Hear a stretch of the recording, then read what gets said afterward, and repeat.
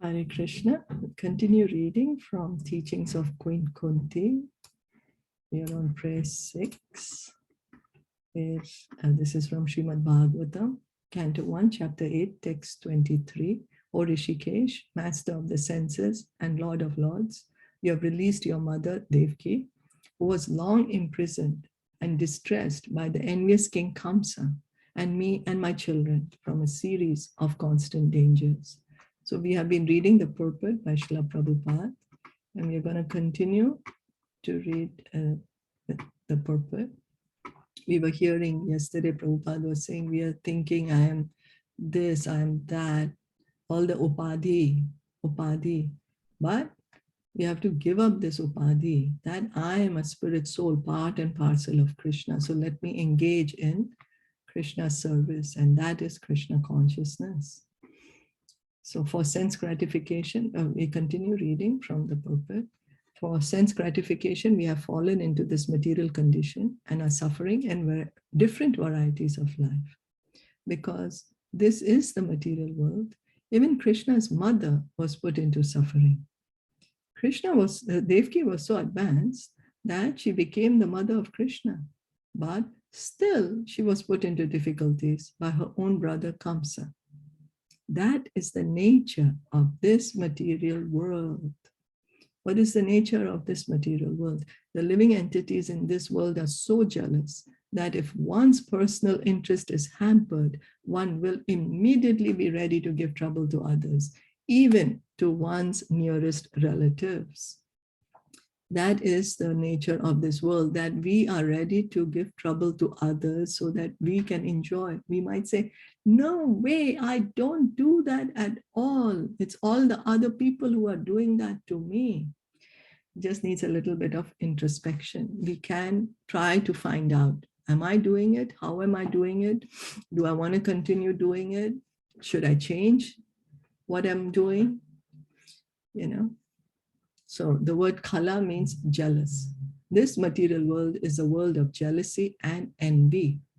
I am envious of you, and you are envious of me. So this is the nature of this material world. We are potentially envious of each other. That is the material nature. Why? Because I want to control you, you want to control me. I think you are for my enjoyment, you think I'm for your enjoyment. And we all want to enjoy ourselves. That is material life. And that's the reason we end up suffering instead. So the Krishna consciousness movement, however, is meant for one who is no longer jealous or envious. By becoming free from jealousy and envy, one becomes a perfect person.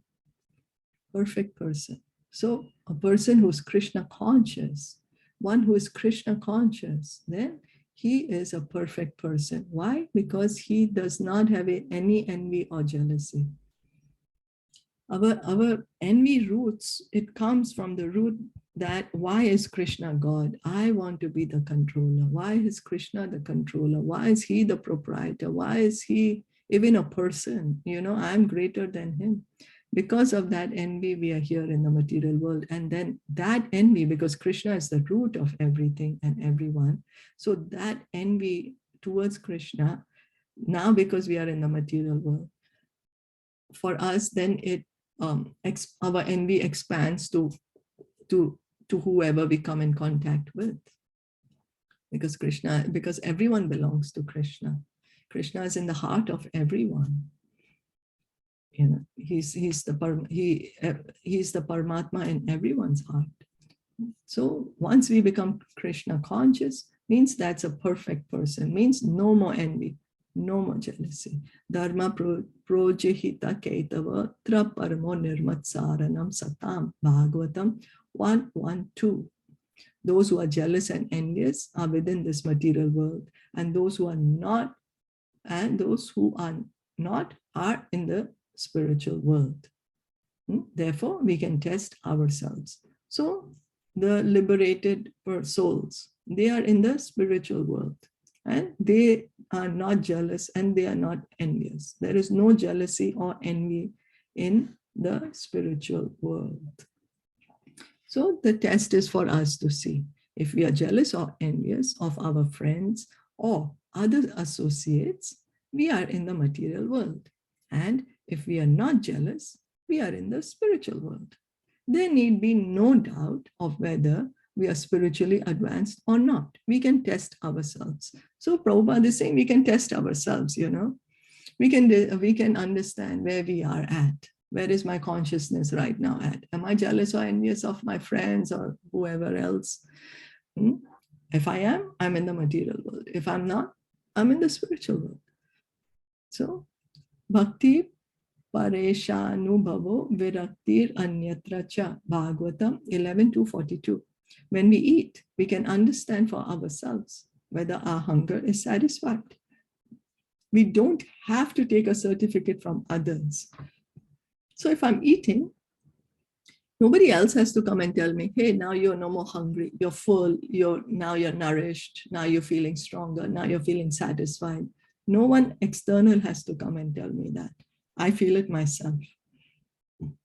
I feel it when I'm eating food, then I can feel myself feeling nourished, feeling satisfied. My hunger is gone. Yeah. Sorry, just one thing. But then sometimes when our children are eating too much, we tell them, "Arey, now you must be full. What are you doing? You're eating too much." Well, maybe the children have too much appetite. They did a lot of work, maybe a lot of physical activity.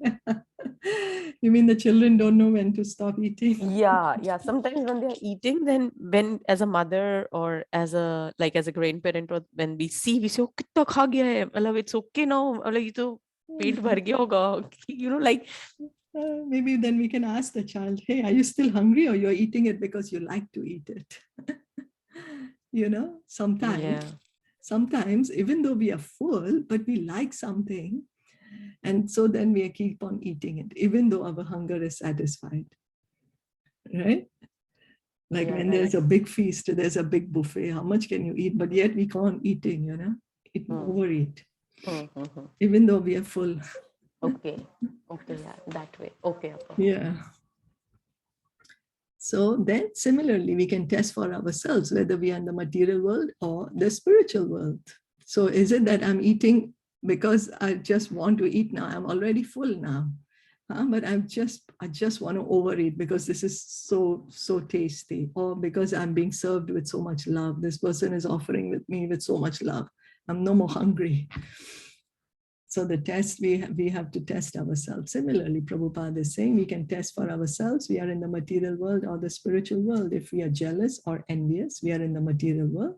And if we are not, we are in the spiritual world. If one is not jealous, one can serve Krishna very well, because jealousy and envy begin with being jealous of Krishna. For example, some philosophers think, why should Krishna be God? I am also God. Now, this is the beginning of material life, to be envious of Krishna. Why should Krishna be the enjoyer? They think, I shall also be the enjoyer. Why should Krishna enjoy the gopis? I shall become the enjoyer. I shall become Krishna, and I will make a society of gopis and enjoy. This is Maya. So our envy, our jealousy begins with Krishna. Why is he God? Why can he enjoy? Why can he make the rules? Why can he do whatever he likes? Why I cannot do it? Why I am bound to the laws of karma and Krishna is not? Why I am forced to take birth wherever I want, even if I don't want, and Krishna can't. He can choose whenever he wants to come and go. Why Krishna is this special privilege? Why his pastimes are called pastimes, leelas, and why my activities are not called pastimes and leelas? Why my activities are not glorified, whereas Krishna's activities are glorified? Krishna poos and pees also until 5,000 years later we speak about it. Oh, that Krishna was naughty, and then the gopis didn't leave for him butter, so he pinched the children, or he peed in their house, and we say, wow, so nice, so glorious. Or Krishna is stealing butter, and people say glorious. Why if I steal, I'm put in prison? What is all this? Is Maya. No one but Krishna can be the enjoyer. But why? Why can't I be enjoyer? Why only Krishna can be the enjoyer? Well, that is the mentality that we have to correct. That is the reason we are here, to correct that mentality. So therefore Krishna says in Bhagavad Gita, Bhoktaram Yagya, I am the only enjoyer. And if we do some research work, we continue chanting Hare Krishna, we continue hearing, and we introspect a bit. Am I really the enjoyer? I said, sure, I do get some enjoyment when I'm engaging my senses, but how much can I enjoy? After that, I don't want it anymore. It's always bhog and tyag, How much will I overeat also? At one point, my stomach will say, no more. I don't want to see this food for 5 days anymore. Once I overeat, or if I eat the same thing over and over again, I'll be like, enough. I don't want it anymore. So we think we are the enjoyer. We think that, we do get some enjoyment, of course, but we are not the supreme enjoyer. So if we supply ingredients for Krishna's enjoyment, we attain the perfection of life. But if we want to imitate Krishna, thinking, I shall become God and enjoy like him, then we are in Maya. Our natural position is to provide enjoyment for Krishna. What? My natural enjoyment is to provide Krishna enjoyment for Krishna. Why? Why am I like this? I don't want to be like that. Well, then that is Maya. That's why we are in the material world. What's the natural position?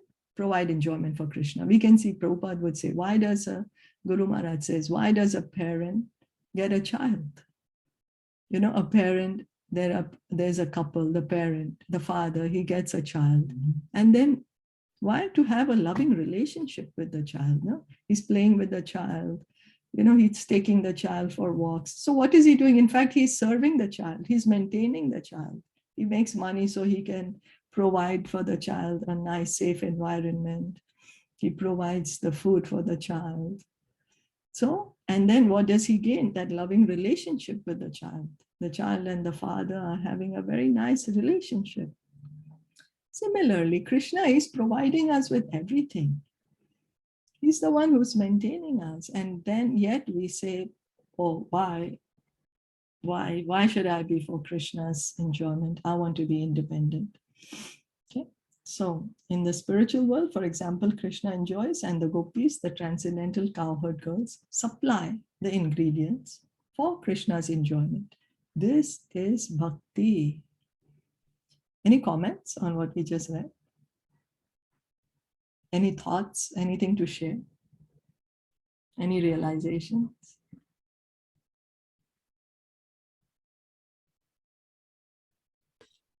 We all are in the material world. How we'll go out? Because this jealousy and envy is so deep-rooted. Yes. So how to do? What to do then? Chant yeah. and hear, chant and hear, chant and hear. So the more we hear and chant, then our envy of Krishna will go away. We just need to hear and chant. Take deep shelter of the holy name when we are chanting. Take shelter. Try to hear the holy name when we are chanting. Just somehow the mind goes away. Mind goes away somehow or the other. Just try to hear. And also provide the enjoyment for Krishna. This is a natural position. Yeah. We should provide the enjoyment for Krishna. This is also very, very important. When we are hearing and chanting, that is service to Krishna. Krishna enjoys.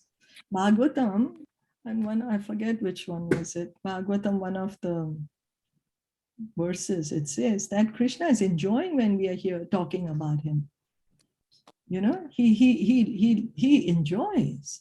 When somebody is talking glories about you, Neha was so good. Suppose two people are talking, she made such a good her recipe, that dish was so good and was so amazing and she was so great. You'll feel happy, right? You'll say, let me hear what are people talking about me. You feel happy. Krishna feels happy when we are speaking about him, glorifying him. So, but then, what does Krishna, what does he see? Because he sees that we are making an attempt to come back to him. It's not that he wants like praise for himself. That's why he's saying, always think of me, constantly serve me with love and devotion. What is he saying it for? So because he sees that, oh, this living entity wants to come back to me. He's being situated in his original position. His heart right now is filled with this envy and jealousy, which is hurting him. Because of that, he's suffering so much.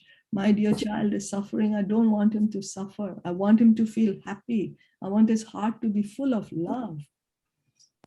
So that's why he's saying that.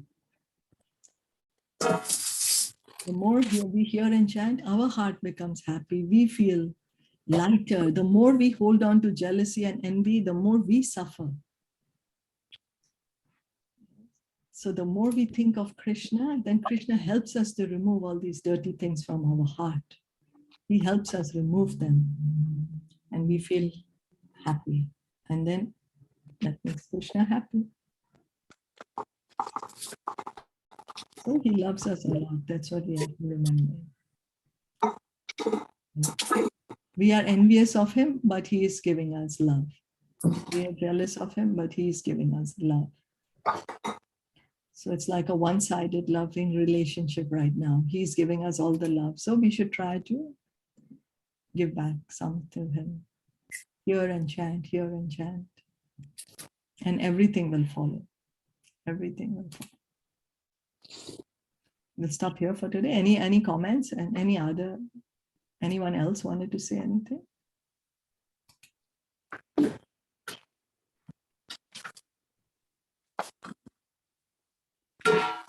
No, then we'll stop here for today. Shila Prabhupada ki jai.